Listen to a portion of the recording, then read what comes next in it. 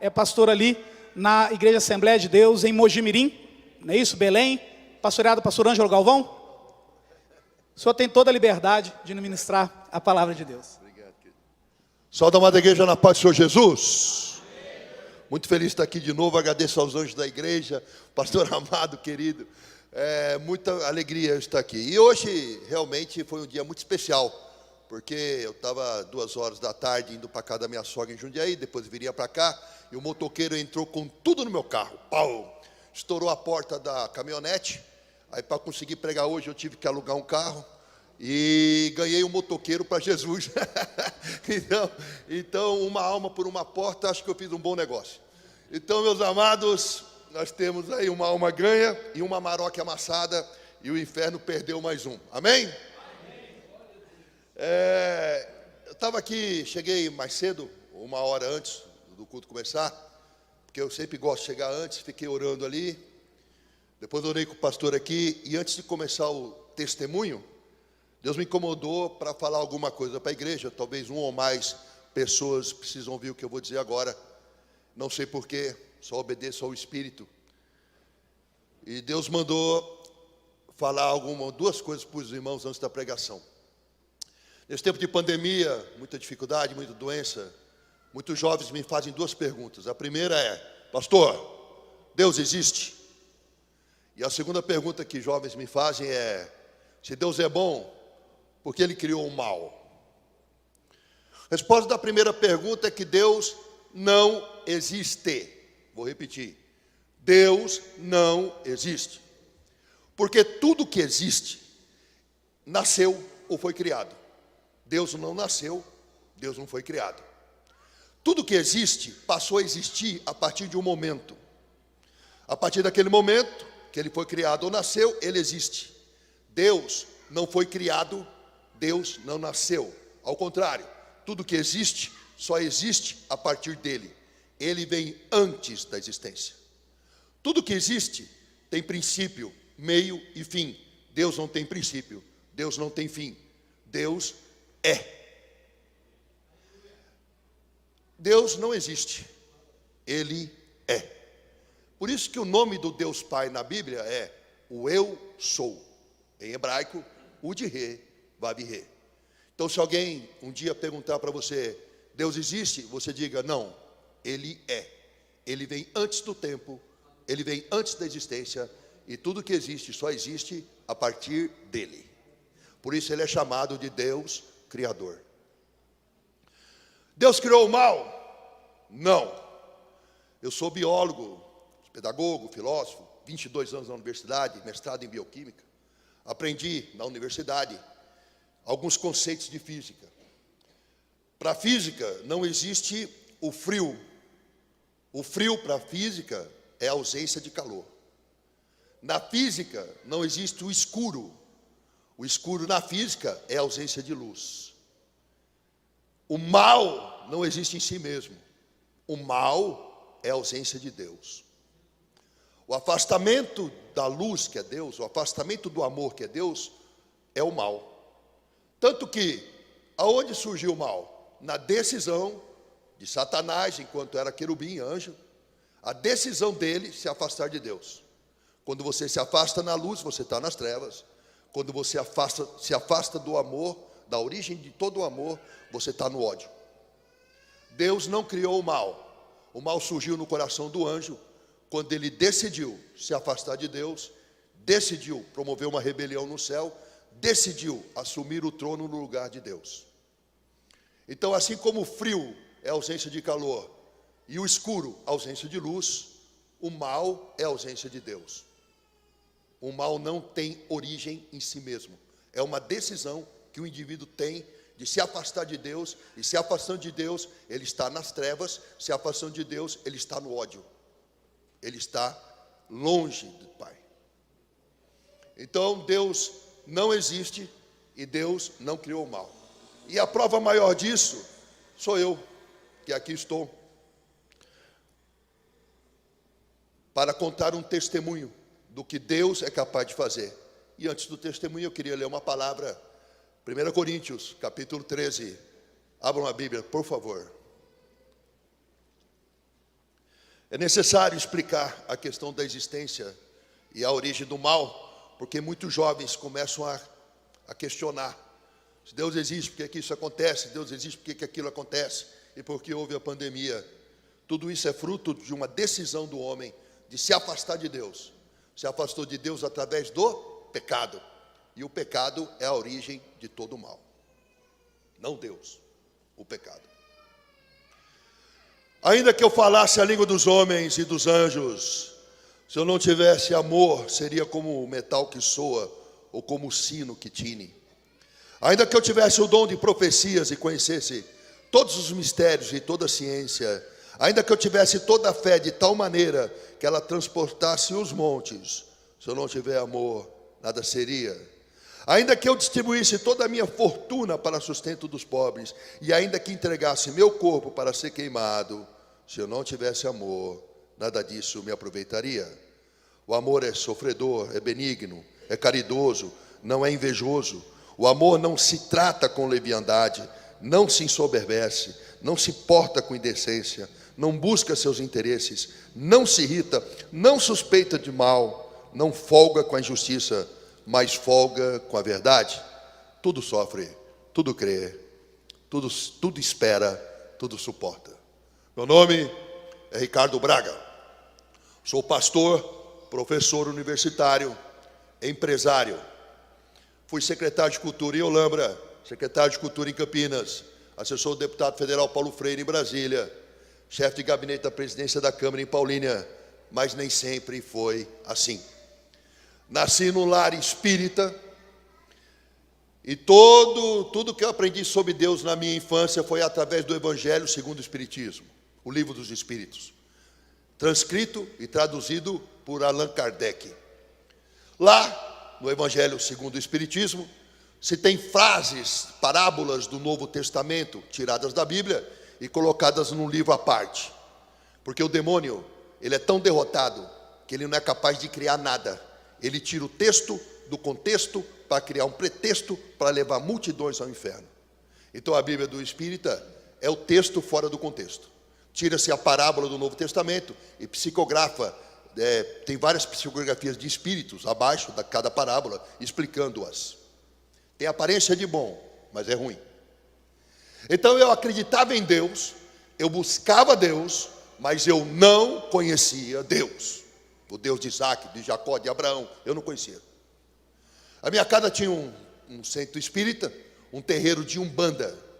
E a minha mãe incorporava vários espíritos, e eu na pré-adolescência incorporava também.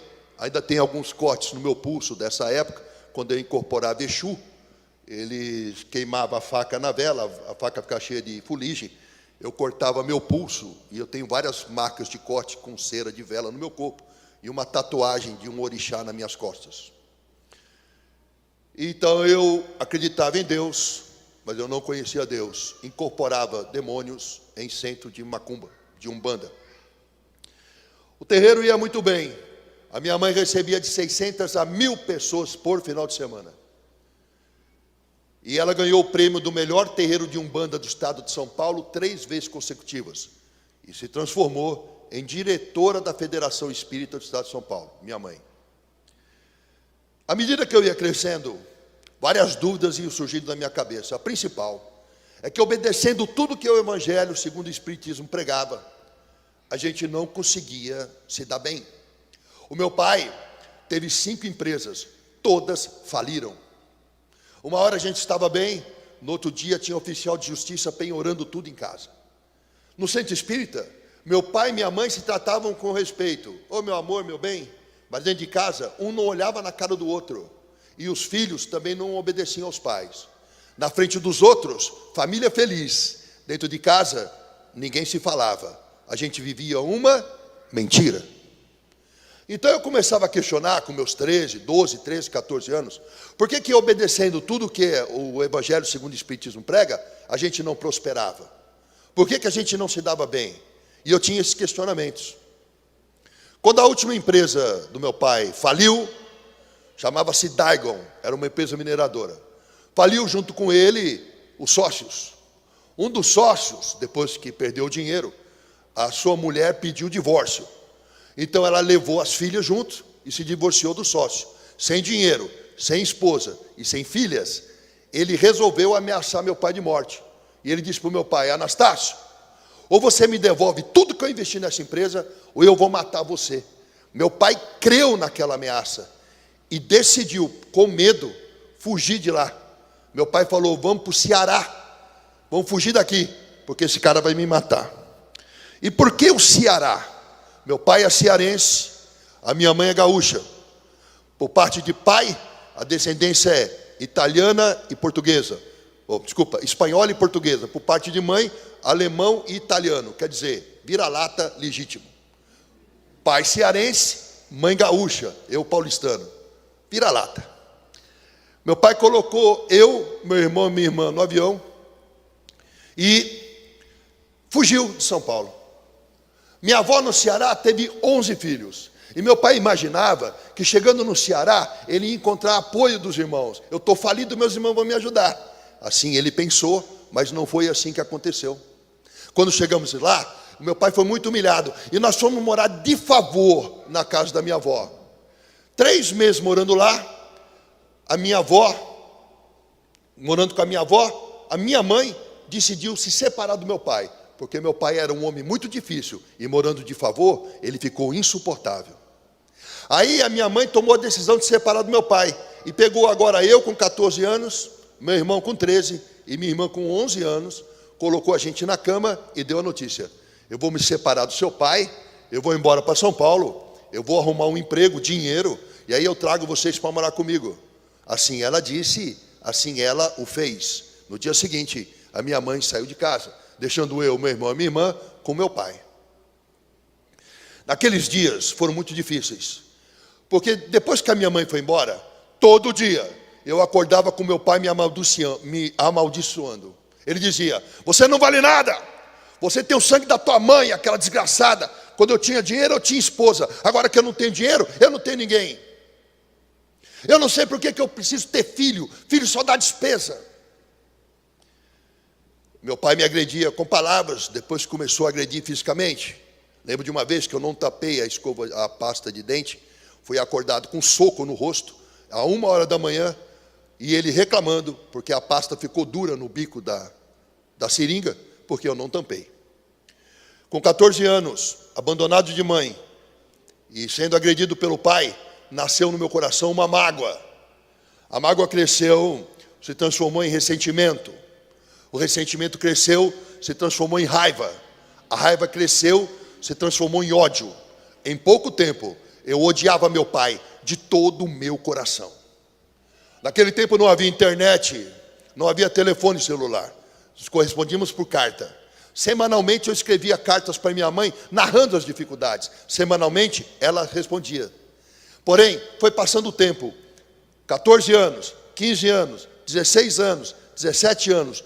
4 anos se passaram. E minha mãe não cumpriu a promessa de voltar para pregar a gente. Sentindo ódio pelo meu pai e sentindo-me abandonado pela minha mãe, eu tomei uma decisão aos 17 anos. Eu vou me matar. Eu vou cometer suicídio. Viver não vale a pena. A minha avó tinha no jardim da casa dela plantas que ela vendia. E naquelas plantas tinha veneno que ela colocava. Então eu fui até o jardim, peguei veneno de matar lagarta e tentei beber. Só que o veneno continha amoníaco. E na hora que caiu na minha boca, queimou as mucosas. Eu não consegui engolir. Eu cuspi, lavei a boca e fui para o quarto para imaginar uma forma de me matar. Eu tinha certeza, eu tinha que morrer, a decisão estava tomada, eu só precisava encontrar um meio, porque eu não tinha medo de morrer, mas eu tinha medo de sentir dor. Lá no quarto, eu sentei na cama, fechei a janela, fechei a porta, e vinham pensamentos na minha mente muito tumultuados. Eu ouvia vozes dentro da minha cabeça. Algumas vozes diziam assim: se mata, vai passar. A hora que você morrer, esse sofrimento acaba.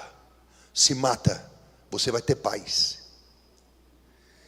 Só que eu ouvi essas vozes e senti uma angústia.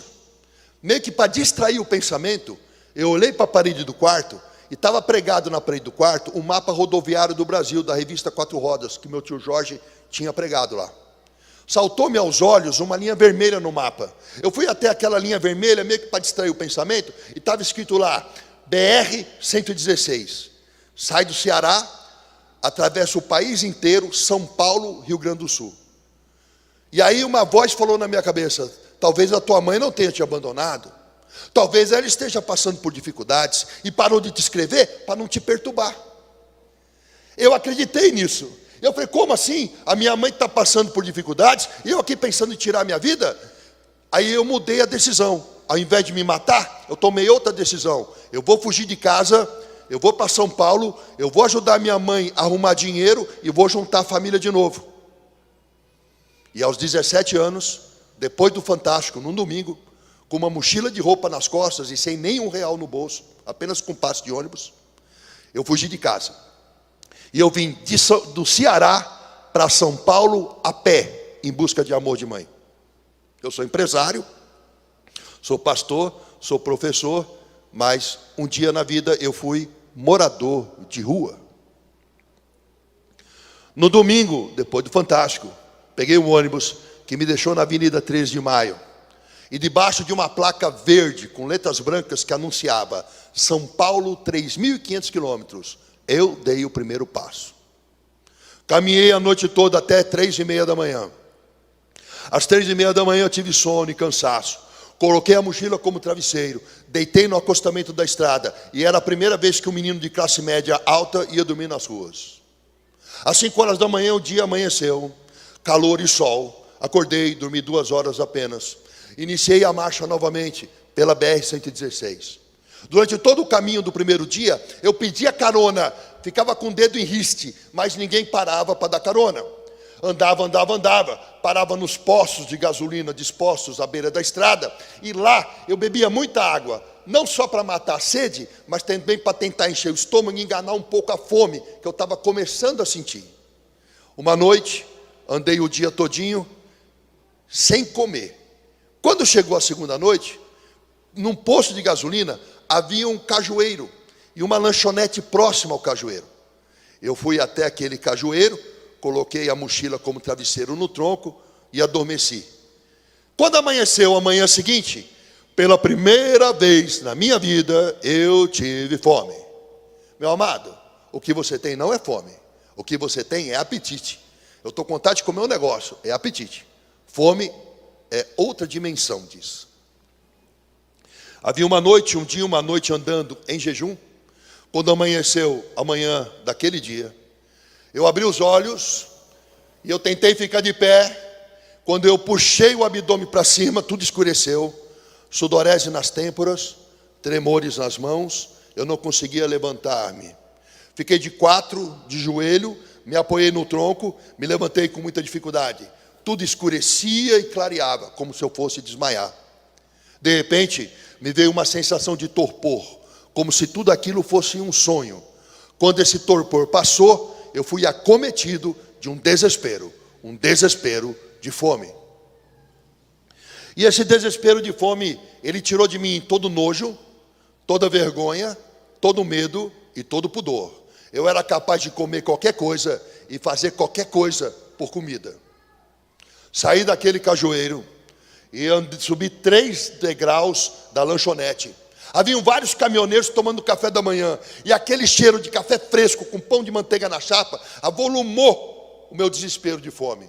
Eu me apoiei no balcão para não cair. O rapaz veio na minha direção e falou: posso ajudar? Falei: moço, eu estou para cair de fome na sua frente. Será que o senhor pode me dar um café com leite com bastante açúcar e um pão com manteiga para eu comer? Se o senhor me der isso, eu não tenho dinheiro para pagar, mas eu posso lavar pratos, limpar o chão. Ao invés de me ajudar, ele gritou comigo dizendo: esta hora já tem gente pedindo? Da hora que eu abro, a hora que eu fecho, é gente pedindo? Volta outra hora. Só que quem tem fome, não tem outra hora para voltar. Eu saí dali, me apoiando na parede do posto. Quando ela acabou, eu enxerguei a lateral do prédio, comprida e azul claro. Havia uma calçada estreita e uma lata de lixo enorme no meio da calçada, aqueles latão de óleo que era lata de lixo. Lá de trás saiu o cozinheiro com vários pratos numa bacia com restos de comida. Ele jogou aqueles restos de comida naquele latão de lixo. provavelmente restos da janta da noite anterior. Quando ele se afastou, eu fui até a lata de lixo, fiz uma cuia com a minha camiseta e, disputando comida azeda com formigas e baratas, eu juntei tudo que eu podia ali. Dei 6 passos mais ou menos daquele local e era a primeira vez que um menino de classe média alta ia se alimentar de lixo. Porque eu estava muito tempo em jejum, meu estômago estava pequeno. O pouco de comida que eu comi já me deu uma sensação de saciedade muito grande. Aí eu tive um sono muito grande, virei para o lado e dormi. Dormi por 6 horas consecutivas. Meus amados, quando eu abri os olhos, de uma forma completamente espontânea, sem que eu fizesse força alguma, começou a me passar na mente momentos em que eu tive alimento e que eu reclamei. Eu lembrei de uma vez que eu cortei uma mão papaya, e uma mão papaya estava machucada, e eu gritei com a minha mãe, eu falei: mãe, você só compra fruta estragada? Olha essa fruta aqui, não tem uma fruta que presta. Me lembrei uma vez que eu falei para minha mãe: mãe, esse arroz é de ontem, não dá para fazer arroz novo, vou comer arroz dormido? E à medida em que eu lembrava dessas coisas, eu chorava. Mas eu não chorava porque havia comido lixo, eu chorava porque eu não sabia até aquele dia que eu era orgulhoso, ingrato. Eu não sabia que eu era assim. E quando eu descobri que eu era assim, eu chorei de vergonha de mim, porque eu me vi, e a pessoa que eu vi me envergonhou. Uma vez com Paulo Freire, pastor Paulo Freire em Brasília, num restaurante chamado Gordão, uma churrascaria, tinha alguns empresários ali, se levantaram o pastor e os assessores para pegar comida. Eu já havia pego. Eu sentei na mesa, coloquei ali o prato de comida, baixei a cabeça para orar. O rapaz estava do lado, falou: o que você está fazendo? Eu estou orando a Deus, agradecendo pelo alimento. Aí ele falou: mas que bobagem, você trabalhou, você ganhou dinheiro, você comprou a comida, Deus não tem nada com isso. Só que eu aprendi algo tremendo na Unicamp. A Unicamp me ensinou muita coisa de Deus, porque lá eu aprendi o seguinte: que essa folha da grama que você pisa, ou uma folha de qualquer árvore que você observa, faz um milagre acontecer. A planta puxa do chão para sobreviver, ela puxa água. A água é H2. H2. A planta, para sobreviver, ela puxa um gás da atmosfera. O gás é CO2. Toda vez que o dia amanhece e a luz do sol bate em qualquer folha, a luz do sol quebra a molécula de água ao meio. O nome disso em biologia é fotólise da água. Fóton é luz, lise é quebra da água pela luz. O oxigênio vai para a atmosfera para você e eu respirar, sobra o hidrogênio do H2O. O hidrogênio entra no meio do gás carbônico, fazendo C6H12O6. Isso é fotossíntese. Fóton é luz, síntese é transformação. Todo dia que o sol bate em alguma folha, todo dia que amanhece, a luz do sol quebra a água e adiciona o gás carbônico para transformar a luz em açúcar. E não é teu dinheiro, teu diploma ou teu trabalho que pagou, é de graça. Deus transforma sol em arroz e feijão. Ele põe o sol no firmamento para que nós tenhamos condição de tomar café, almoçar e jantar. O choro pode durar uma noite, mas a alegria se renova toda manhã. Quando você olhar para um prato de comida, agora, ore sabendo que o que você está comendo é sol. E pela misericórdia do Senhor, que aprove colocar esse sol no firmamento, é que você está se alimentando. Seja grato. Levantei daquele chão e caminhei muitos dias, muitos quilômetros. Muitas coisas aconteceram, mas eu vou me prender a 3 coisas, porque o tempo urge. E eu quero anunciar hoje, em primeira mão, que o livro está quase pronto. Eu estou escrevendo um livro contando mais coisas. Segunda-feira agora, eu estou em Curitiba, numa editora, para publicar o livro. O vídeo do meu testemunho alcançou 9 milhões de pessoas pela internet. Eu estou orando a Deus para que esse livro alcance o mundo todo e mais pessoas venham saber que nessa terra só o Senhor é Deus. Então, meus amados, naquele tempo que eu caminhava, eu não tomava banho. Cada picada de inseto, cada arranhão no meio do mato infeccionava. E se eu parasse para descansar, nem que fosse 5 minutos, inchava o tornozelo, inchava o joelho, e eu sentia muitas dores. Então eu caminhava com dificuldades, e à medida que a musculatura aquecia, eu engatava a marcha de forma automática. Nesse estado de coisas, meus amados, eu cheguei na Bahia. E no norte da Bahia, o calor estava insuportável. Eu desci uma ladeira, subi uma colina de asfalto, imaginando que do alto da colina eu ia avistar um posto de gasolina para matar minha sede. Porque naquele trecho de estrada, além da fome, eu tinha muita desidratação, porque o calor era insuportável. Eu sentia o meu pé cozinhar dentro do resto de tênis. Eu via aquele vapor subir do asfalto e a paisagem do horizonte se modificar. A minha boca deixou de ter saliva, a língua grudava no céu da boca e toda a minha boca rachou. E quando a fome aperta, você sente fraqueza, mas quando você está sem água, a fraqueza aumenta. Eu não conseguia mais levantar as pernas para dar passos, eu arrastava os pés. Então eu desci uma colina, uma ladeira, subi uma colina, na esperança do alto da colina, avistar um posto para matar minha sede. Mas quando eu chegava lá em cima, tudo que eu via era mais asfalto preto, sem curva, sem fim. Me arrastando pela estrada, ouvi uma música, e era um forró. E eu imaginei, se tem música, tem gente. Saí na estrada em direção ao som, numa bicada no meio do mato.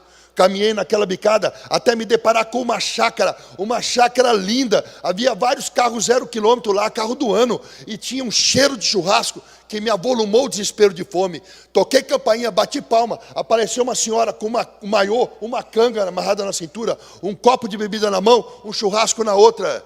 E ela falou, fala moço. Eu falei, olha, eu tenho muita sede, eu tenho muita fome, eu estou para desmaiar no seu portão. Será que a senhora pode me dar um copo d'água? Será que a senhora me dá alguma coisa para comer? Ela falou, olha, eu estou dando uma festa, agora não dá para te atender, volta outra hora.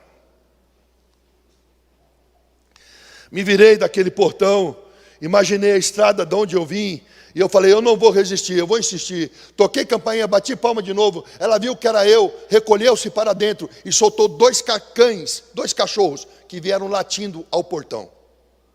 Eu fiquei tão desorientado com aquela situação, que ao invés de voltar para a estrada de onde eu vim, eu virei à direita, numa bicada no meio do mato, e saí andando a esmo.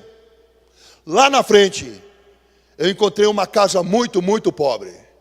Era uma casa de pau a pique, com pau trançado assim, e a parede era barro pisado. A casa não tinha telha de barro, ela tinha o telhado de palha de carnaúba, que é uma palmeira que tem no sertão. Havia um cajueiro e um balanço de pneu, e 4 crianças seminuas brincavam ali. Quando elas me viram, correram. Eu parei de frente daquela porta daquela casa. A porta era menor que eu, e ela abria em 2 pedaços. A parte de cima aberta, a parte de baixo fechada, e a maçaneta da porta era um pedaço de madeira que girava sobre um prego. Eu bati palma lá. Lá de dentro, saiu uma senhorinha, bem pequena, abaixo de 1,5 metro. Ela não tinha calçado nos pés. Ela tinha a mão bem pequenininha. Ela tinha um vestido tão velho que eu mal enxergava estampas florais nele. Ela tinha uma alça do vestido amarrada com um nó. E ela tinha um pano no cabelo, puído, velho. Ela assustada, bem pequenininha, um homem na porta dela, grande. Aí ela falou, fala moço. Eu falei, olha, eu venho de muito longe. Eu tenho muita sede. Eu estou para cair na sua porta. Será que a senhora tem alguma coisa para eu comer? Alguma coisa para beber? Ela sorriu. Eu reparei o sorriso dela. Ela tinha pouquíssimos dentes na boca. E até hoje, mesmo o sorriso da minha esposa não é tão bonito quanto o sorriso daquela mulher. Ela tinha o rosto enrugado, não rugas como as minhas, mas rugas profundas, como se fora um papel amassado. E ela sorriu e me olhou. E se eu tiver que dar um nome para aquele olhar, se eu tiver que batizar aquele olhar com nome, eu diria ternura. Ela estendeu uma mãozinha bem pequena naquela casa pobre. E sorrindo para mim ela disse, entra meu filho. Parece bobagem falar agora para você. Mas para quem está naquela situação que eu estava, ser chamado de filho, fez diferença. Eu me senti acolhido. Quando você está na miséria, quando você revira a lata de lixo para almoçar e para jantar, as pessoas não te enxergam. Quando alguém te chama de filho, numa situação de extrema dificuldade, seu coração parece que pega fogo. E ela falou: entra, meu filho. Eu entrei numa sala que não tinha piso, era só terra batida, não tinha uma cadeira para sentar, só redes penduradas na parede. Eu passei por um quarto cuja porta era um pano que corria num barbante. E fui até a cozinha, que tinha o único móvel da casa, uma mesa de madeira, 2 bancos de igreja assim, sem encosto. Ela me deu um prato, mandou sentar. Ela botou um prato de aço esmaltado fundo na minha frente. Ela tirou um paninho de um potão de barro com uma caneca de alumínio amassada mais limpa. Ela fez um tibum e tirou lá de dentro uma água barrenta e salobra. E ela disse: beba, meu filho, beba, beba, mate a sua sede. E eu bebi aquela água com gosto de barro, um gostinho de sal. Enquanto eu bebia a água para matar minha sede, com alegria, ela ia na única prateleira que tinha lá e começou a sacudir umas cabaças. Nenhuma fazia som. A última fez tch, tch, tch, com alegria. Ela levantou a cabaça para o céu e disse: graças a Deus, ainda tem farinha. Tirou lá de dentro uma farinha crua de mandioca, que no Ceará é chamada de farinha d'água. Colocou no prato, colocou água na farinha, a farinha amoleceu. Sentou do meu lado. Eu enchi a colher de sopa com farinha e água, e na hora que eu fui comer, olhei na janela, 4 crianças que estavam brincando fora, olhando para mim. Aí eu comecei a tremer e chorar. Ela falou: por que você não come? Você não tem fome? Eu disse: como é que eu vou comer a única coisa que a senhora tem para dar para esses meninos? Ela sorriu para mim e disse: pode comer, meu filho. Na minha casa, filho de Deus não vai passar fome, porque amanhã Jesus dá mais. Até aquele dia eu tinha ouvido falar de fé, eu nunca tinha visto fé. Existe uma diferença enorme entre você acreditar em Deus e você crer em Deus. Quando eu era espírita, eu acreditava em Deus. Hoje, cristão, eu creio em Deus. E qual é a diferença, pastor? Quem acredita diz assim: tem um Deus no céu, mas eu tenho certeza que Deus está lá, mas eu não conheço a sua voz, eu não ouço a sua voz, eu não sei seus pensamentos. Quem acredita diz assim: tem um Deus no céu, mas eu não tenho vontade de ler a sua palavra, eu não tenho fome pelas escrituras. Quem acredita diz assim: tem um Deus no céu, mas convém que eu tome as minhas decisões e ele tome as dele, eu caminho sozinho.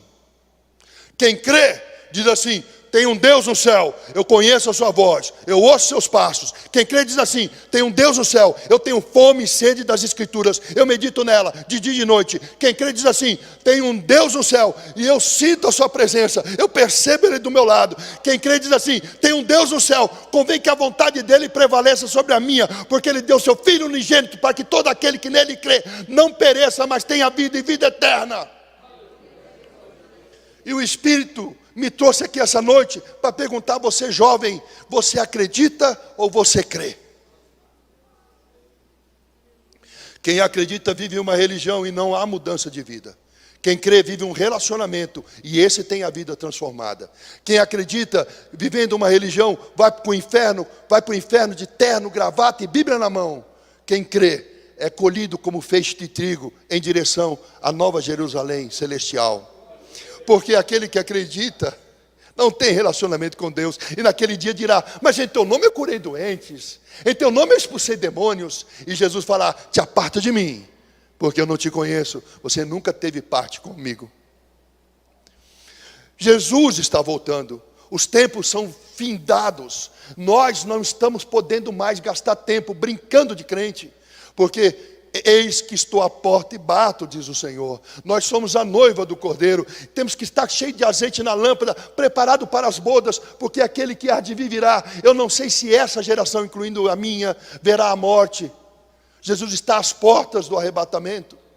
Nós não podemos mais brincar de ser crente e vir para a igreja todo culto, acreditando em Deus, sem crer em Deus, sem ter com Deus um relacionamento, porque a placa da igreja não salva, o terno não salva, o coque não salva, a Bíblia não salva, na mão não salva, o cargo na igreja não salva. Quem salva é Jesus.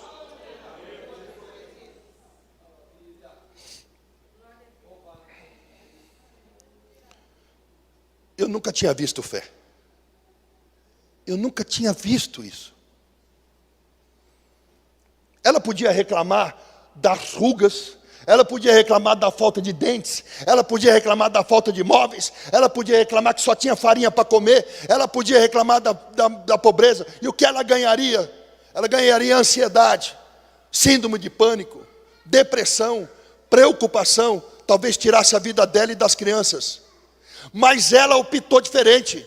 Ao invés de olhar para as circunstâncias, para os problemas, ao invés de olhar para esta vida, ela olhava para a Nova Jerusalém. Ela cria num Deus de provisão, ela cria num Deus de restituição, e ela se mantinha animada. Eu tenho 1,87 m, aquela mulher devia ter 1,40, 1,45. Ela era um gigante e eu um anão, porque ela enxergava a curvatura da terra.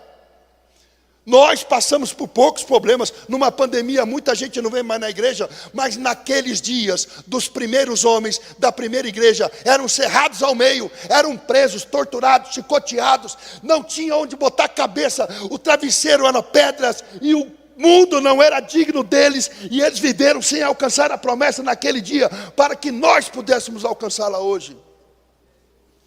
Que raça de crentes somos nós, que reclamamos: está chovendo, eu não vou na igreja. Que espécie de crente é o dos últimos dias, diferentes daqueles que no começo do evangelho davam a vida em sacrifício? Que igrejas são essas que pregam a prosperidade, a riqueza, desafio disso, desafio daquilo, e vamos ficar ricos? Jesus não morreu para tornar ninguém milionário, Jesus morreu para nos dar a salvação. A cruz é para a vida, não é para riquezas. Moído, esmagado por causa das nossas transgressões, carregando sobre ele o peso maior do que a cruz que Cirineu o ajudou a carregar, porque aquela cruz devia pesar de 100 a 150 quilos, mas ele carregava um peso maior, ele carregava o pecado do mundo sobre ele. O pecado da geração anterior, o pecado da geração dele, o pecado de todas as gerações, até o retorno dele em glória. E o sofrimento dele foi tamanho, que lá no Getsemane, ele se angustiou e chorou e suou sangue. E onde que estava a maior dor de Jesus? Será que foi no chicote? Será que foi no açoite? Será que foi na humilhação, no prego na mão? Será que a maior dor de Jesus foi física? Se uma mãe vê um filho morrendo soterrado por um instante que tomba nele, o desejo dela é se colocar no lugar que morra eu e não meu filho. A dor que ela sente na alma é muito maior do que seria a dor da instante caindo na cabeça dela. E quanto mais a dor de Jesus, que morreu por todos nós, não é um filho, mas bilhões de filhos. Na biologia eu aprendi algo tremendo, que a cruz, ela é um instrumento muito grande de tortura, porque quando você é crucificado, e horas com o braço estendido, o músculo da respiração, diafragma, não consegue funcionar. Então a pessoa consegue encher o peito de ar, mas ela não consegue soltar o ar. Então a pessoa vai morrendo de asfixia, com o peito cheio. Isso produz uma dor dilacerante. Mas ele podia ter nos amaldiçoado. Ele podia ter mandado uma legião de anjos varrer a terra, porque nós não merecíamos aquele sacrifício. E não merecemos ainda hoje, porque eu que vos prego sou pecador, e todos nós somos, e aquele que diz que é sem pecado mente, porque só há um justo, e o nome dele é Jesus. E carecemos das misericórdias dele todos os dias, e as misericórdias ainda se renovam, para que nós não sejamos consumidos. Mas ao invés de nos amaldiçoar, no auge do seu sofrimento, no auge da sua humilhação, Ele preso na cruz, ele respira com dificuldade.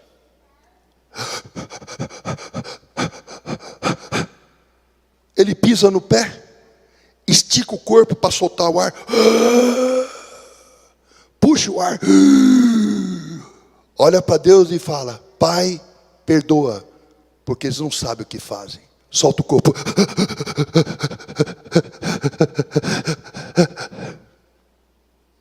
Não nos amaldiçoou, Ele nos amou naquele momento. Todo o pecado do mundo estava sobre Ele.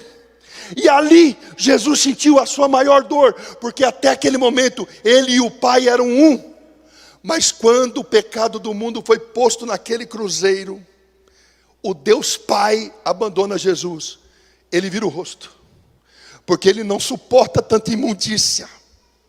E Deus Pai e Jesus eram um. Naquele momento Jesus estava sozinho. No alto do sofrimento, o próprio Deus Pai não estava com Ele.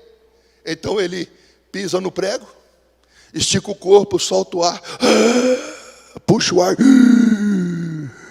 Pai, Pai, por que me abandonastes?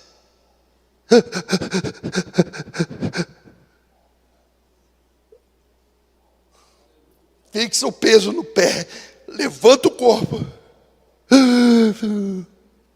A ti entrego o meu espírito. Está consumado. Se pela desobediência de um homem, Adão, toda a humanidade se perdeu, pela obediência de outro homem, Jesus, toda a humanidade seria resgatada. Não dá tempo de brincar de crente.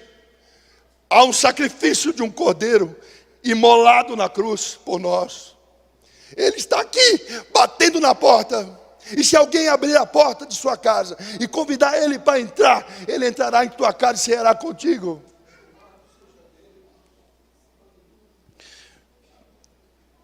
Comi aquela comida. Peguei minha mochila, dei para ela e falei: não serve na senhora, não serve nos seus filhos, mas a senhora pode vender, trocar por alimento. Ela levou. Andei muitos quilômetros, muitos dias se passaram, sem banho, sem escovar os dentes. E eu não tinha mais roupas para usar, só uma camiseta, uns shorts e um resto de tênis no pé. Desse jeito, eu cheguei em Minas Gerais. Em Minas Gerais, muitas montanhas, fez muito frio. Numa madrugada muito fria, havia chuva, garoa fina e uma neblina muito grande. Meu corpo inteiro tremia, meu lábio azul, meus dedos das mãos azuis. Eu sabia que eu ia morrer de frio aquela noite se eu não me abrigasse. Olhei na neblina, tinha um posto de gasolina, Esso, é um posto da época. Caminhei em direção ao posto. Numa alta madrugada, eu sentei do lado da bomba de combustível e comecei a botar meu braço para dentro da camiseta para tentar me aquecer. O vigia do posto veio atrás de mim sem que eu percebesse. Me deu um chute nas minhas costas. Pá! Eu caí com o rosto no chão. Eu não conseguia ficar de pé imediatamente, tinha um ritual. Ele falou: tá vendo? Pingaiada! Isso é hora de dormir no posto. Tá tão bêbado, não consegue nem levantar. Chutou meu rosto, pisou nas minhas costas. Enquanto eu apanhava, eu rastejava para fora daquela marquise. Quando a chuva engrossou, para não se molhar, ele parou de me bater. Surrado, com frio, eu me rastejei num chão cheio de óleo e areia. Me apoiei num pneu de caminhão. Fiquei de pé com muita dificuldade. Dei a volta pelo mato e entrei no banheiro do posto por trás. Peguei papel de enxugar a mão, coloquei dentro da camiseta. Olhei a privada, toda suja de fezes, sem tampa, sem descarga. Sentei num chão gelado, um ombro na louça da privada suja, o outro ombro numa parede de pedra. Fechei a porta de madeira com o trinco. Olhei para aquele teto daquele banheiro gelado e me lembrei que todos os dias da minha vida eu tive uma cama, um lençol, um cobertor. Eu nunca disse obrigado, Senhor. Nada contra você querer ter o melhor carro, a melhor cama, a melhor casa, mas tudo contra você não agradecer o que Deus já tem te dado. Nós somos ingratos, nós somos uma geração ingrata. Porque ainda que Deus me negasse tudo de novo, tendo a consciência do que Ele fez na cruz, eu já me sentiria satisfeito. Porque o meu Deus não está condicionado ao que eu tenho ou deixo de ter. Porque o maior prêmio que Ele deu foi a sua própria vida, para que eu pudesse viver. Nós somos uma geração ingrata, uma geração que não sabe, só sabe se queixar. Mas havia um povo que era preso, chicoteado, eles não reclamavam. Paulo falava: as pequenas coisas que eu passo não são nada diante da glória vindoura. Que geração é essa, Senhor?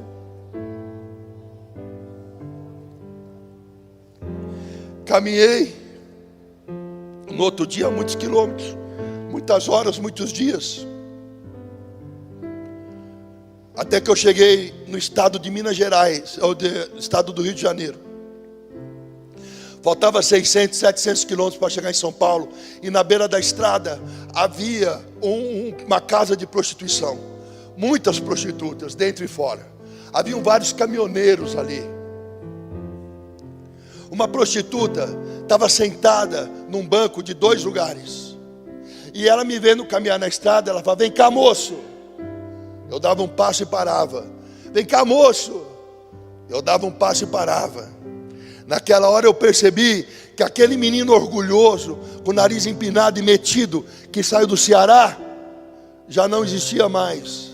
Uma prostituta me chamava para perto dela e eu tinha vergonha do meu mau cheiro. Eu tinha vergonha da minha doença. Eu tinha vergonha da minha ferida. Eu tinha vergonha da minha pobreza. Na Bíblia tem alguém assim. Um dia o rei Davi disse: alguém na casa de Saul que eu ainda posso abençoar. Falaram a Mefibosete, filho de Jonathan, um príncipe coxo de ambos os pés, que mora no deserto de Lodebar. O rei Davi falou: traga Mefibosete à minha presença. E quando Mefibosete, o príncipe coxo de ambos os pés, se viu na presença do rei Davi, ele exclamou: quem sou eu, um cão morto, para que tu te lembres de mim? Embora fosse ele príncipe, 20 anos de Lodebar, de deserto, fizeram com que ele esquecesse a identidade dele. Talvez você tenha vindo a esta igreja essa noite de anos de deserto, e talvez esse deserto tenha feito você esquecer a identidade que você tem. Mas essa noite o Espírito Santo me trouxe aqui para dizer: ei, teu pai é rei, então você é príncipe, então você é princesa do Senhor. O rei Davi disse: dê banho em Mefibosete, vista roupas reais em Mefibosete, calce o anel real de Mefibosete, e disse a Mefibosete: de hoje em diante você vai comer da mesa como meu filho. Se um homem de carne e osso fez justiça a um príncipe, quanto mais teu pai, que é Deus, fará com você.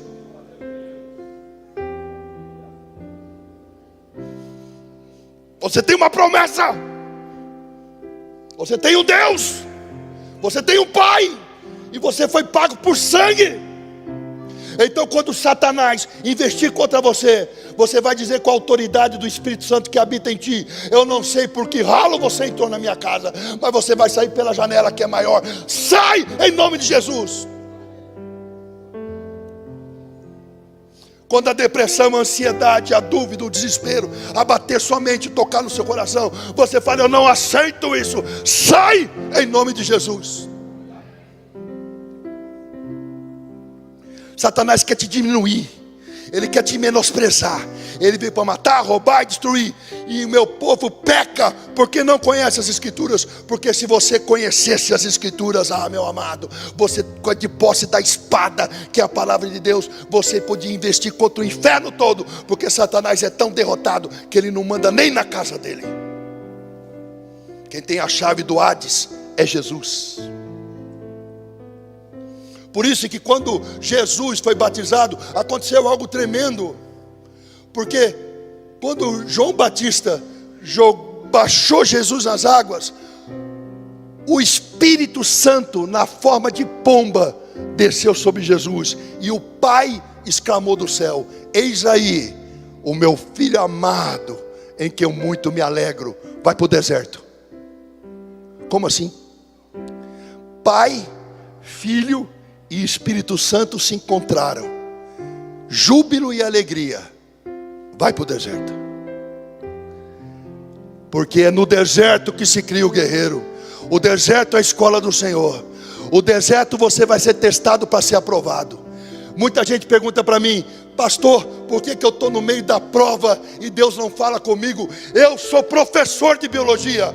Quando eu dou aula de biologia. Todo dia eu dou aula de biologia. O aluno está lá aprendendo biologia. Na hora que eu estou dando aula, eu estou falando. A hora da aula é a hora de Deus falar. É a hora do professor falar. O professor está falando. Mas quando o aluno vai fazer prova, eu que falava na aula, eu me calo.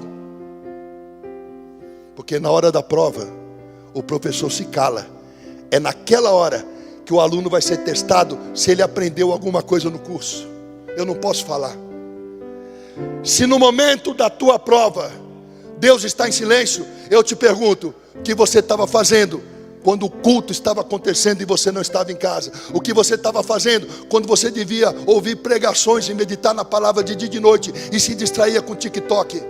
Na hora da prova, lhe será cobrado algo que você deveria ter aprendido, e por escolha própria, você não aprendeu. Então se você vai passar na prova ou não, depende se você assistiu às aulas.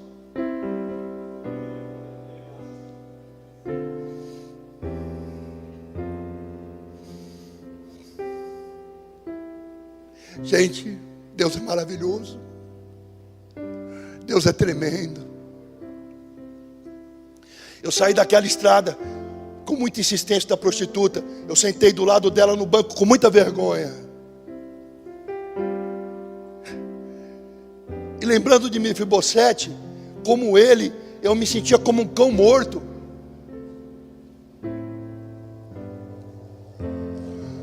Mas quanto vale essa nota? Quanto vale isso? R$200. Aqui tem R$200, sim ou não? Se eu amassar, quanto que ela vale amassada? R$200. Se eu jogar no chão, quanto que vale jogada no chão? R$200. E se eu pisar e sujar, quanto que vale essa nota agora, pisada e suja? R$200. O deserto e o inferno pode te pisar, te amassar, te jogar no chão, jogar para baixo. Mas assim como essa nota, para Deus, você também não perde valor.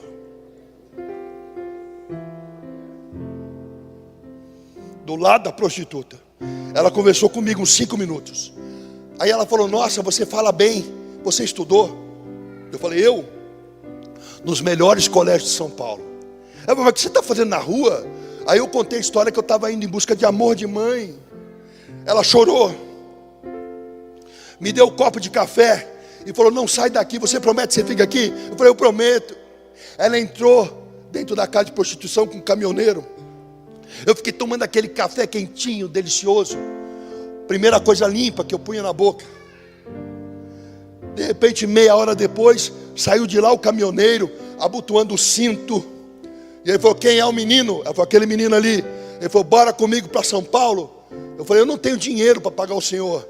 Ele falou: ela pagou para você. Uma prostituta deu a única coisa que ela tinha, o próprio corpo, para que eu, um desconhecido, tivesse a chance de encontrar minha mãe. O nome disso é amor.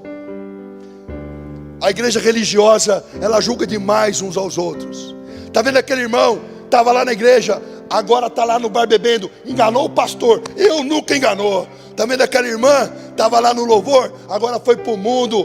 Tomara que fique lá. Enganou o pastor. Ela nunca enganou. Ao religioso, eu tenho algo importante para te contar.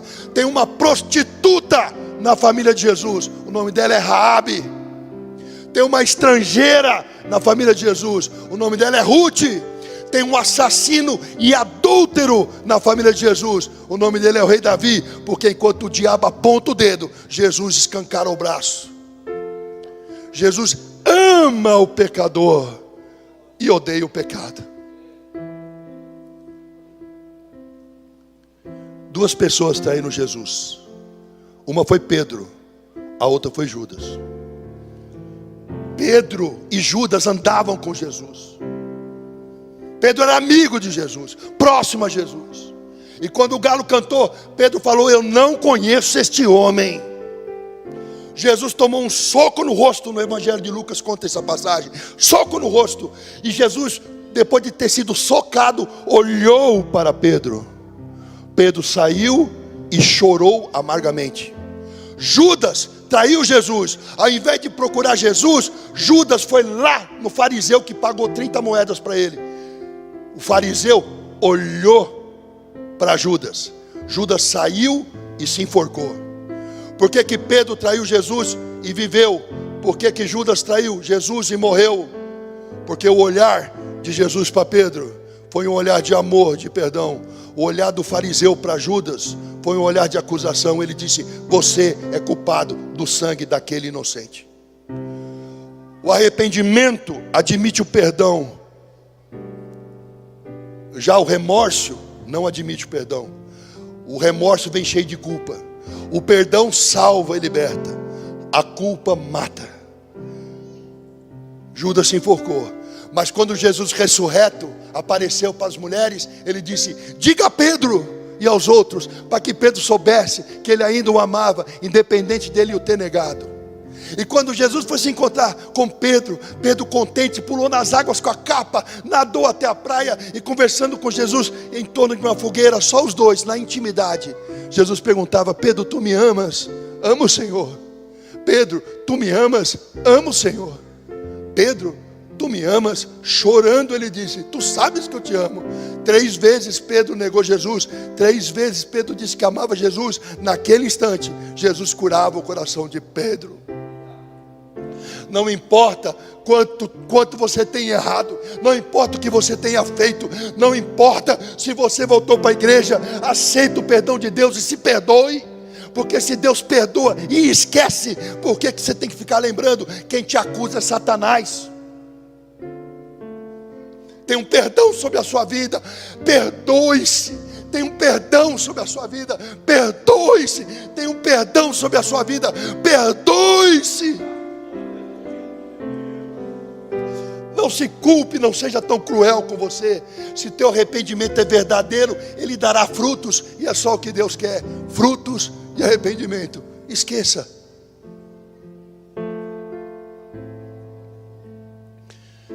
Subi naquele caminhão. Esse caminhão me deixou no Museu do Ipiranga em São Paulo. Do Museu do Ipiranga eu caminhei até a Cardoso de Almeida, casa da minha avó. Eu vou acelerar porque o tempo urge. Toquei na maçaneta, a maçaneta abriu. 2º andar, apartamento 21. Minha avó, quando me viu,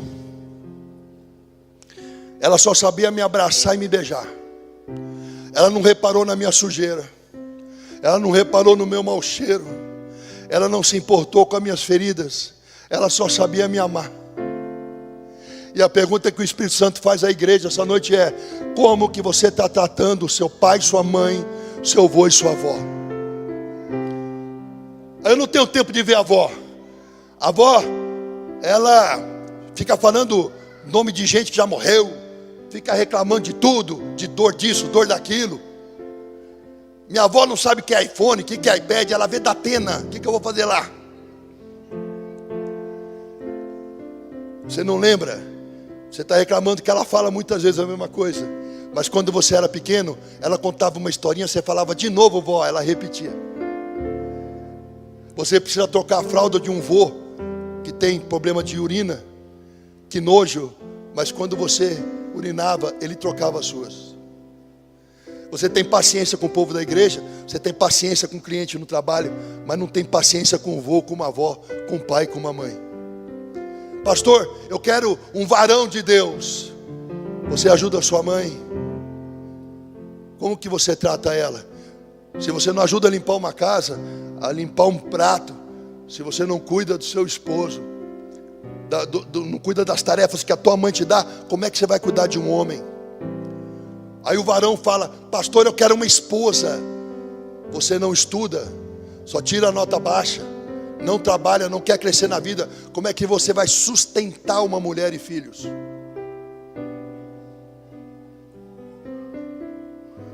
Paixão acaba. Paixão é loucura. Amor é verbo, amor é decisão. A paixão inunda o coração enganoso. O amor desperta a razão.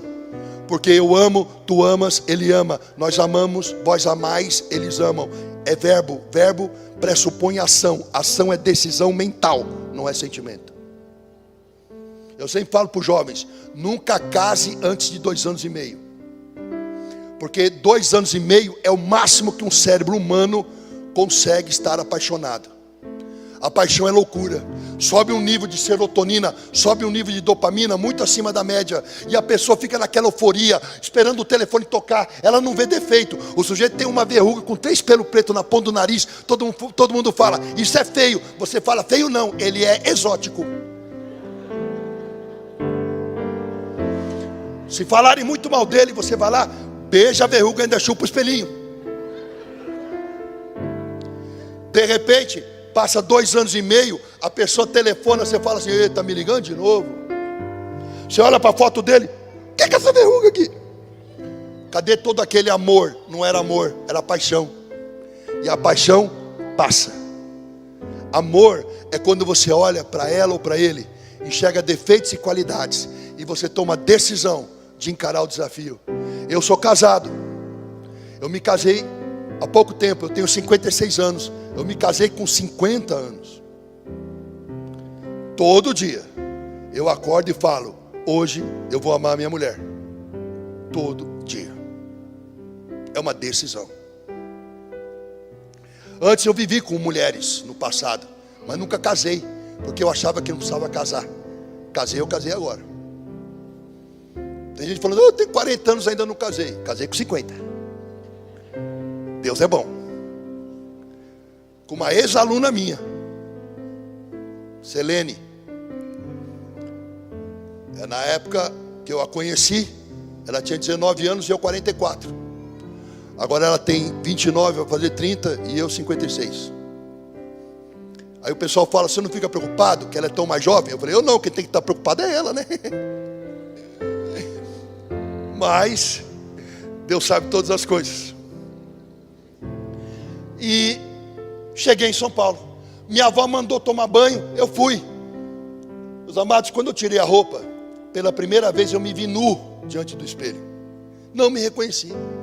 Eu não enxergava a minha pele, era só uma mancha amarela, muita gordura, sem banho. A pele da gente fica amarela e ficam umas manchas pretas grudadas na gordura. Eu olhei meus dentes no espelho, eu não enxergava a divisão entre eles, era uma crosta. Eu escovei os dentes, não conseguia limpar aquilo. Eu fui tomar banho, saiu uma água preta pelo ralo, e por mais que eu me esfregasse, não limpava tudo. O cabelo lavado, com tanto nó, não conseguia pentear. Coloquei um pijama do vô, fui na cozinha, era alta madrugada. Minha avó fez umas torradinhas com queijo e orégano e fez um todão de meio litro assim. Hoje eu como nos melhores restaurantes, mas eu nunca comi e nunca vou comer nada melhor que aquela torradinha, aquele todão, porque estava cheio de amor de vó.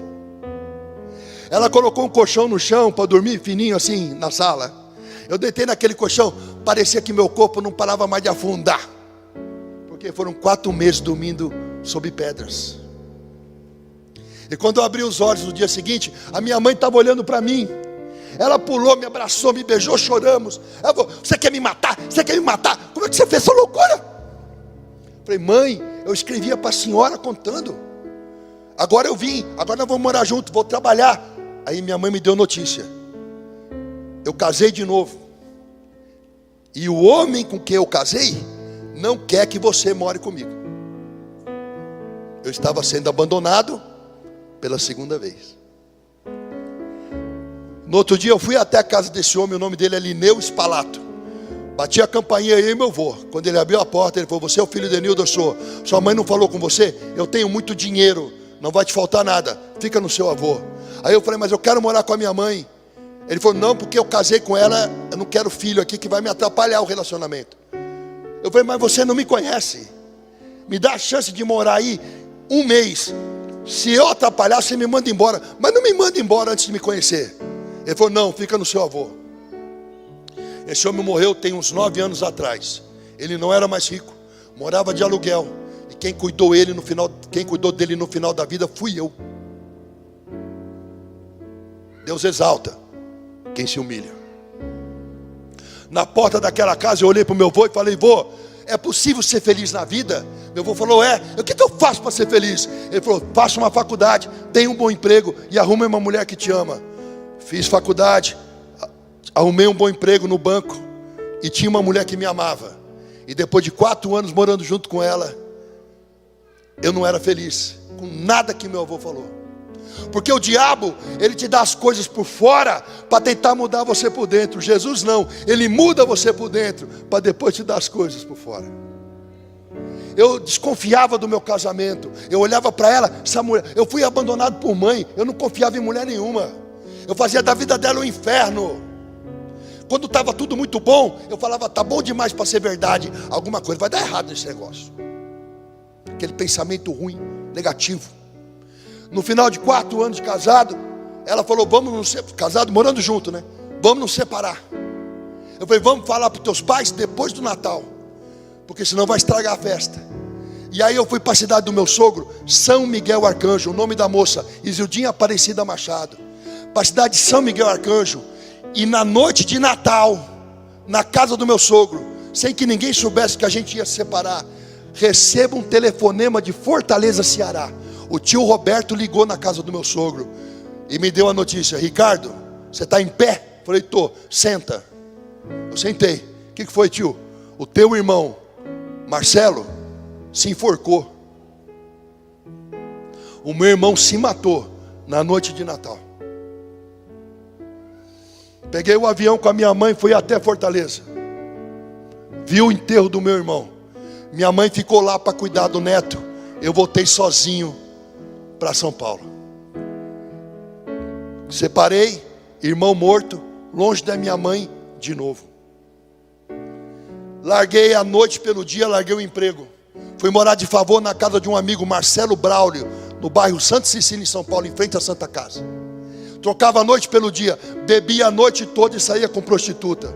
E durante o dia dormia. Conheci uma moça, Mariana Melilo Sauer, médica, infectologista hoje, na época estudante de medicina. Conheci ela num centro espírita, onde eu ia tomar uns passes. 2 anos nessa vida, namorando a Mariana, no café Piu Piu no Bexiga, numa mesa cheia de cerveja. A Mariana apareceu e falou no meu ouvido, 2 anos depois: Ricardo, teu pai morreu. Meu pai infartou. Levantei um brinde na mesa. Vamos brindar. O pessoal, brindar a quê? A morte de um desgraçado. Esse era meu coração. Alguém da mesa falou: eu vou mudar de São Paulo, estou indo para Campinas. Eu falei: por quê? Vou fazer vestibular na Unicamp, se Deus quiser eu vou passar. Eu falei: dá tempo de se inscrever? Dá. Fui lá, me inscrevi para o vestibular e passei. Vim fazer biologia na Unicamp aqui em Campinas. Sem dinheiro, fui morar na moradia do estudante. Eu era conhecido na faculdade como Cepacol. E o Espiga, que é um amigo meu.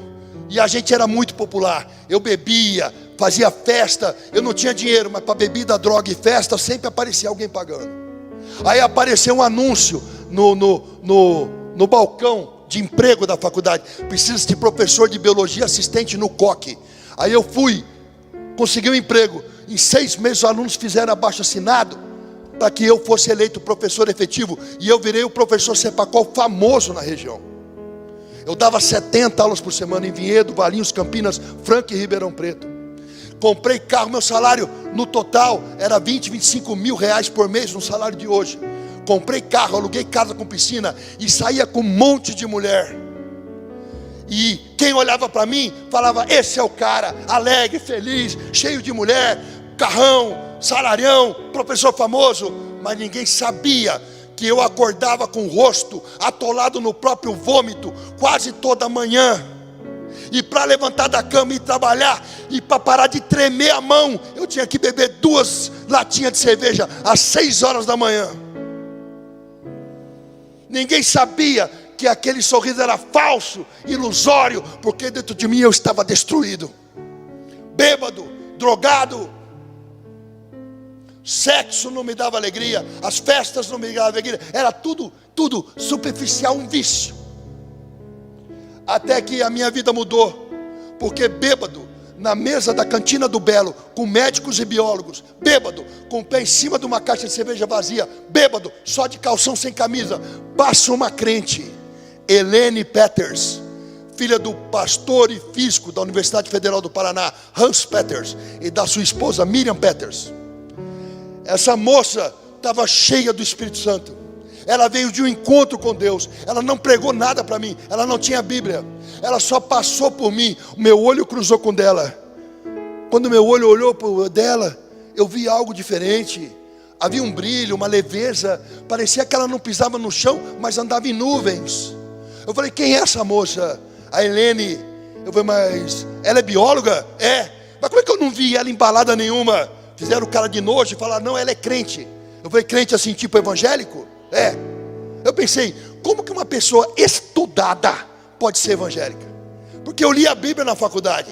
Acreditar que o mar se abre, que o machado flutua nas águas, que um cara fica 3 dias dentro de um peixe, e que o sol para no céu porque alguém pediu, é coisa para ignorante. Bêbado, eu fui em direção a Helene, e pensando assim, eu estudei Aristóteles, Heráclito, Platão, Dionísio. Eu estudei Jean Paul Sartre, Simone de Beauvoir. Eu estudei Engels, Karl Marx. Eu estudei Durkheim. Eu estudei Gramsci. Eu vou dar um nó na cabeça dessa crente. Cheguei, Helene, tudo bem? Você é crente? Você é evangélica? Ela deu 3 pulinhos e falou, graças a Deus. Eu não falei nada, mas pensei comigo, crente e louca. Helene, vamos falar de Deus, porque eu li a Bíblia. Ela falou, vamos não, você está bêbado. Quando você estiver bom, a gente conversa. Ela não saía da minha cabeça. Passou mais uma semana, encontrei com ela. Helene, vamos falar de Deus? Vamos não, você está bêbado. Quando você estiver bom, a gente conversa. Eu falei, filho, eu bebo todo dia, quando é que nós vamos conversar? Ela falou, Deus está preparando o momento. Passou mais uma semana, domingo, eu saí andando em Barão Geraldo para encontrar um lugar para comer. 11 horas da manhã, não tinha bebido nada. Entrei no restaurante, a Helene estava lá. Quando ela me viu, ela fez uma cara de, não, o mala. Porque mulher assim, mulher fica sorrindo para você, mas ela está pensando, que idiota. Aí, eu sentei na mesa e falei, Helene, vamos falar de Deus? Ela pegou o garfo com uma autoridade que não vinha dela, bateu na mesa, pá, em vez de me chamar de Cepacol, ela falou, Ricardo, você quer conhecer Jesus? Eu falei, o da cruz? O mundo inteiro conhece. Ela falou, não, teu Deus está morto, o meu Cristo vive. Você quer ir na igreja comigo domingo que vem? Eu pensei, já fui em centro de Umbanda, Candomblé, Quimbanda, racionalismo cristão, reiki, eubiose. E em igreja crente é moleza. Saiu da minha boca assim, vou. Eu não sabia. Mas ela ligou para a mãe dela, e a mãe dela e ela ficaram uma semana de joelho dobrado e jejuando por mim. Muitos jovens falam assim, pastor, deixa eu evangelizar. A pergunta que eu te faço é, quanto tempo você gasta em oração e jejum? Porque quem convence do pecado é o Espírito Santo, não é você. Quer evangelizar? Se encha do Espírito. Chegou domingo, eu tinha carro e tinha moto. Eu pensei, a Helene é bonita, eu vou de moto, porque a gente vai para a igreja com ela agarrandinho. Só que eu cheguei lá, estava a mãe e a filha, 3 não cabe na moto. Para piorar, a mãe dela veio em mim, me deu um abraço e falou no meu ouvido, Jesus te ama e eu também. E eu pensei comigo, essa loucura é de família. Eu falei, eu não vou mais para a igreja não. Eu estou de moto, só cabe 2. Não, você vai. Quando eu vi, eu estava no ônibus. Me levaram para a igreja. Entrei na igreja, o povo falando em línguas. Orocorô, Yassurianta, Lamassúria. Eu, o que é isso? Olhei para o lado para pedir explicação. A Helene é assim. Olhei para o outro lado para falar com a mãe dela atrás de mim assim. E tudo que eu queria era sumir daquele lugar de gente doida. Camiseta regata, tatuagem aparecendo, toco louvor. Em tua presença sou fortalecido. Em tua presença, Senhor meu Deus. Em tua presença é onde quero estar, buscando a tua face. Quando eu li aquele buscando a tua face, eu senti um toque físico assim em mim. E eu era espírita de carteirinha. Eu tenho uma testemunha aqui desse tempo, a esposa do pastor aqui. A Rosângela, eu conheci essa mulher quando eu era 20 e poucos anos. Eu morei numa pensão em São Paulo. Eu não tinha dinheiro para morar numa casa alugada. Morei numa pensão. Aluguei uma vaga na casa de uma moça que era irmã de um jornaleiro. Sabe quem morava na pensão? Ela. A gente dividia comida. Ela estava numa batalha, numa luta muito grande, trabalhando muito. Eu era tão espírita que eu preguei o espiritismo para essa mulher todos os dias. Eu dei livros espíritas para ela ler. Eu falava com ela, discutia a Bíblia para ela, falando do Evangelho segundo o Espiritismo. Falava para ela de reencarnação, eu falava para ela de karma. Esta mulher aqui, eu tentei ganhar ela para Satanás. Hoje, eu e ela servimos ao Senhor. Eu conheço ela da juventude dela. E olha o que Deus fez. Hoje é a esposa de um pastor abençoado. Naquela igreja que eu não conhecia ninguém, quando eu senti aquele toque, só conhecia as duas. Eu comecei a sentir um tremor, mas era um tremor por dentro, não era por fora. Meus órgãos tremiam. E à medida que tremia, eu sentia um choro brotar. E eu sabia que não era um choro normal, era um choro que vinha do fundo da minha alma. Me deu um desespero. Eu saí correndo e me joguei com o rosto no chão, em frente ao púlpito. O pastor Alexandre Perucci e sua esposa Márcia Perucci mandou parar o culto. Para tudo! Pegou um vidro de azeite e jogou todo o azeite em mim e disse para a igreja: o Espírito Santo de Deus está me dizendo que nesta manhã de domingo eu estou consagrando um verdadeiro adorador. Eu assumi a posição fetal e aquele choro aumentou. Eu chorei o suicídio do meu irmão. Eu chorei o ódio que eu tinha pelo meu pai. Eu chorei o abandono de mãe. Eu chorei a miséria das ruas. E à medida que eu chorava, eu sarava. Quando eu levantei daquele chão, o peso do mundo não estava mais sobre mim. Alguém veio no meu ouvido atrás e disse: Ricardo, eis que estou à porta e bato. Se alguém ouvir a batida, abrir a porta e me convidar para entrar, entrarei em sua casa e cearei contigo. Ricardo, Jesus está te chamando. Você aceita Jesus na sua vida como Senhor e Salvador? Eu falei: aceito. Explodiu dentro de mim uma alegria que eu não conseguia conter. O álcool não deu, o sexo não deu, a balada não deu, nada me deu uma alegria que era diferente. Ela não vinha de fora para dentro, explodia dentro de mim. Eu ria, eu me sentia liberto, eu dava glória a Deus. Eu não sentia mais tristeza, nem depressão, nem ansiedade. Eu estava livre. Me deram uma Bíblia. Eu entrei no ônibus cheio de azeite. Ninguém no ônibus queria encostar em mim para não se sujar. E eu falava para a pastora: agora eu sou crente? Ela falava: é crente. Eu falei: como é que eu faço para ser mais crente? Ela falou: calma. E durante 2 anos, para assistir culto, eu ia em Curitiba. Pegava o ônibus sexta-feira à noite, meia-noite, chegava em Curitiba 6 da manhã. Pastor Hans me pegava lá, sábado, domingo com eles, acabava o culto domingo, ele me botava no ônibus meia-noite, chegava em Campinas 6. E tem gente que não vem no culto porque hoje está cansado.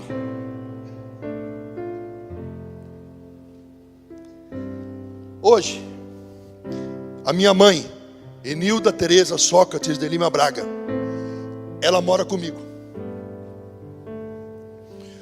Naquele ônibus, naquele dia, cheio de azeite, a minha vida se transformou. E eu sabia que de alguma maneira a minha família também seria alcançada. No domingo, à tarde e à noite, depois do culto, eu li a Bíblia. Eu li a Bíblia e de repente algo que não fazia sentido passou a ter todo sentido. Aí no outro dia eu fui dar aula no cursinho, segunda-feira de manhã, professor Cepacol famoso. Levei a Bíblia e o livro de biologia e falei lá para os alunos: Gênesis, capítulo 1. Ninguém entendeu nada. Eu tinha um dia de convertido. No começo, a terra era vazia e sem forma. Havia trevas no fundo do abismo, e o Espírito Santo de Deus pairava sobre as águas. Biologia: no começo a terra era um conglomerado de gases tóxicos, vazia de vida e sem forma. A Bíblia está certa. Gênesis: e a água saiu do solo na forma de vapor. Biologia: até hoje é assim. De tudo que um vulcão cospe é vapor d'água, 10% é vapor d'água. A Bíblia está certa. Gênesis: e Deus criou as ervas do campo e depois os seres vivos. Biologia: faz fotossíntese, as ervas do campo sustentam todos que respiram e fermentam. A Bíblia está certa. Gênesis: e Deus pegou o homem, pegou o barro, do barro formou o homem, lhe soprou nas narinas o fôlego de vida, e o homem se fez alma vivente. Biologia: carbono, hidrogênio, nitrogênio e oxigênio formaram a primeira molécula orgânica, um ácido nucleico em meio aquoso no barro. A Bíblia está certa. Levantei a Bíblia naquela manhã para 300 alunos e disse: se ele está certo no começo, ele está certo até o final. Vamos baixar a cabeça, orar e se arrepender, porque Cristo vive. E 300 alunos oraram comigo naquela manhã. Hoje a minha mãe mora comigo, a minha irmã, minha sobrinha e o filho do meu irmão que se matou. E eu e minha casa servimos ao Senhor.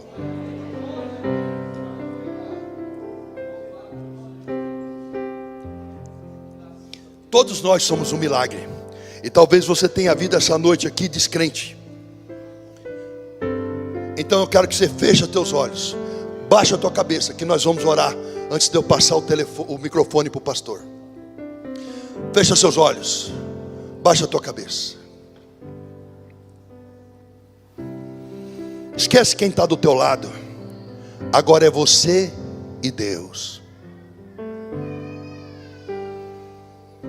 Pensa em Jesus. Você pode pensar em Jesus andando pelo mar da Galileia, ou você pode pensar em Jesus falando do barco de Pedro. Pense em Jesus. Você pode pensar em Jesus curando o leproso, ou no alto da cruz. Pensa em Jesus. Senhor, meu Deus e meu Pai, Mestre Jesus, o Senhor é o alfa e o ômega, o princípio e o fim de todas as coisas. O Senhor vem antes do tempo, vem antes da existência, e nos conhece porque nos teceu no ventre de nossa mãe. Eu quero te apresentar teu filho diante de ti agora, Senhor. A tua filha diante de ti, Senhor. Tu sabes as necessidades dela, tu sabes as necessidades dele, Senhor. Muitos vieram aqui fracos na fé, com dúvidas. Muitos vieram, Senhor, buscando a última chance de ter uma palavra para que voltassem a avivamento. Mas o Senhor não nos abandonou, o Senhor não esqueceu de nós. O Senhor dá testemunho diariamente das maravilhas que o Senhor é capaz de fazer. Então eu te peço, Senhor, toca agora no coração da tua filha, Senhor. Tu sabes que esse coração está apertado, está bem espremidinho. Toca no coração dela, Senhor. Toca no coração do teu filho, como o Senhor fez com o meu coração. Sara, Senhor. Sara, liberta, cura, Senhor. Enche esse coração de esperança, de paz, de regozijo. Tira essa tristeza, Senhor, essa angústia, essa preocupação. Sai em nome de Jesus. O Senhor é o médico dos médicos. Cura as emoções do teu povo, Senhor. Toda doença, toda enfermidade, sai agora na autoridade do nome de Jesus, Senhor.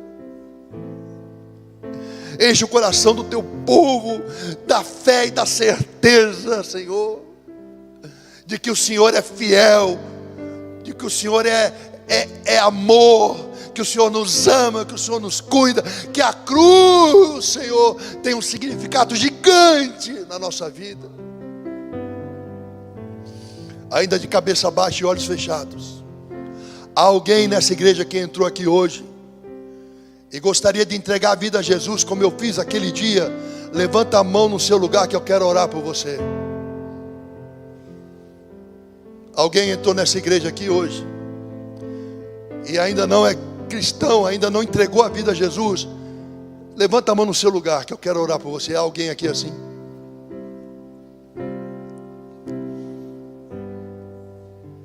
Alguém aqui assim? Se você sentiu o toque de Deus, levanta a mão no seu lugar, que eu quero orar por você. Somos todos crentes? Coloca a mão no seu coração assim. Agora canta assim comigo, para encerrar o culto. Tocou-me, Jesus tocou-me, de paz Ele encheu meu coração. Quando o Senhor Jesus me tocou, livrou-me da escuridão. De novo. Tocou-me, Jesus tocou-me, de paz Ele encheu meu coração. Quando o Senhor Jesus me tocou, livrou-me da igreja de pé. Dá-me um coração, meu mestre, dá-me um coração igual ao teu, coração disposto a obedecer, cumprir todo o teu querer. Dá-me um coração igual ao teu. Ensina-me a amar o meu irmão, a olhar com os teus olhos, perdoar com teu perdão. Enche-me com teu Espírito, endireita os meus caminhos. Ó Deus, dá-me um novo coração. Enche-me com teu Espírito, endireita os meus caminhos. Ó Deus, dá-me um novo coração. Estende a tua mão. O pastor vai dar a bênção sacerdotal e eu vou dar uma bênção aqui também. Estende a mão. Que o Senhor te abençoe e te guarde, que faça resplandecer o seu rosto sobre ti, que tenha muita misericórdia de ti e que te dê a paz. Palmas para Jesus.